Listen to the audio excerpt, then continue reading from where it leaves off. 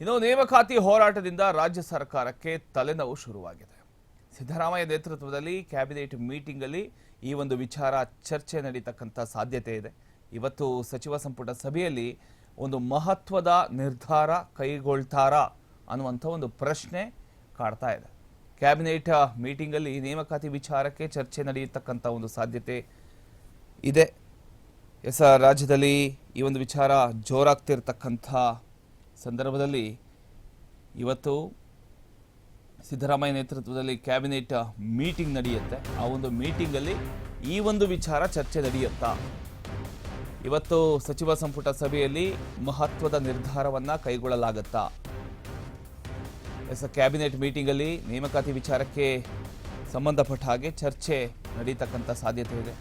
ನೇಮಕಾತಿ ವಿಳಂಬಕ್ಕೆ ಆಗ್ತಿರ್ತಕ್ಕಂಥ ಕಾನೂನು ತೊಡಕುಗಳ ಬಗ್ಗೆ ಚರ್ಚೆ ಆಗಬಹುದು. ನೇಮಕಾತಿ ಸಮಸ್ಯೆಗಳ ಬಗ್ಗೆ ಸುದೀರ್ಘ ಚರ್ಚೆಯ ಬಳಿಕ ಸರ್ಕಾರದಿಂದ ಒಂದು ನಿರ್ಧಾರ ಹೊರಬರುತ್ತೆ. ರಾಜ್ಯದಲ್ಲಿ ಇದೀಗ ಜೋರಾಗುತ್ತಿರತಕ್ಕಂಥ ನೇಮಕಾತಿ ಹೋರಾಟ ಇದೀಗ ಸರ್ಕಾರದ ಗಮನ ಸಂಪೂರ್ಣವಾಗಿ ಸೆಳೆದಿದೆ. ವಿವಿಧ ಇಲಾಖೆಗಳಲ್ಲಿ ಖಾಲಿ ಇರತಕ್ಕಂಥ ಹುದ್ದೆಗಳ ಭರ್ತಿಗೆ ಆಗ್ತಿರತಕ್ಕಂಥ ವಿಳಂಬದ ವಿರುದ್ಧ ಯುವಜನರು ಬೀದಿಗಿಳಿದ ಬೆನ್ನಲ್ಲೇ ಈ ಒಂದು ವಿಚಾರ ಸಚಿವ ಸಂಪುಟ ಮಟ್ಟಕ್ಕೂ ಕೂಡ ತಲುಪಿದೆ.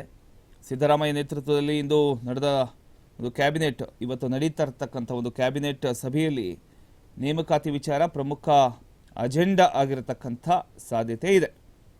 ಖಾಲಿ ಹುದ್ದೆಗಳ ಭರ್ತಿ, ನೇಮಕಾತಿ ಪ್ರಕ್ರಿಯೆಯ ವೇಗ ಮತ್ತು ವಿಳಂಬಕ್ಕೆ ಕಾರಣ ಆಗಿರತಕ್ಕಂಥ ಕಾನೂನು ತೊಡಕುಗಳ ಬಗ್ಗೆ ಸಚಿವರು ಸುದೀರ್ಘ ಚರ್ಚೆಯನ್ನು ನಡೆಸಿರತಕ್ಕಂಥ ಒಂದು ಮಾಹಿತಿ ಗೊತ್ತಾಗ್ತಾ ಇದೆ.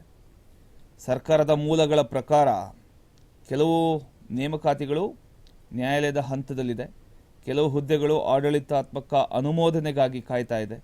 ಈ ಹಿನ್ನೆಲೆಯಲ್ಲಿ ಕಾನೂನು ತೊಂದರೆಗಳನ್ನು ಹೇಗೆ ಬಗೆಹರಿಸಬೇಕು, ಪ್ರಕ್ರಿಯೆಯನ್ನು ಹೇಗೆ ಚುರುಕುಗೊಳಿಸಬೇಕು ಅನ್ನುವಂತಹ ಬಗ್ಗೆ ಗಂಭೀರ ಚರ್ಚೆ ನಡೆದಿದೆಯಂತೆ. ಇವತ್ತು ನಡೆಯುವಂಥ ಸಚಿವ ಸಂಪುಟ ಸಭೆಯಲ್ಲಿ ಮಹತ್ವದ ನಿರ್ಧಾರವನ್ನು ಕೈಗೊಳ್ಳೋ ಸಾಧ್ಯತೆಗಳಿದೆ. ಯುವಕರ ಆಕ್ರೋಶ, ಪ್ರತಿಭಟನೆಗಳ ಒತ್ತಡ ಇವೆಲ್ಲವೂ ಕೂಡ ಸೇರಿ ಸರ್ಕಾರದ ಮೇಲೆ ಒತ್ತಡ ಇನ್ನೂ ಕೂಡ ಹೆಚ್ಚಾಗ್ತಾ ಬರ್ತಾ ಇದೆ. ಈಗ ಸರ್ಕಾರಕ್ಕೆ ಒಂದಲ್ಲ ಎರಡಲ್ಲ ಒತ್ತಡಗಳು, ಎಲ್ಲ ಭಾಗಗಳಿಂದ ಒತ್ತಡಗಳು ಬರ್ತಾನೇ ಇದೆ. ಅದರಲ್ಲಿ ಇದೊಂದು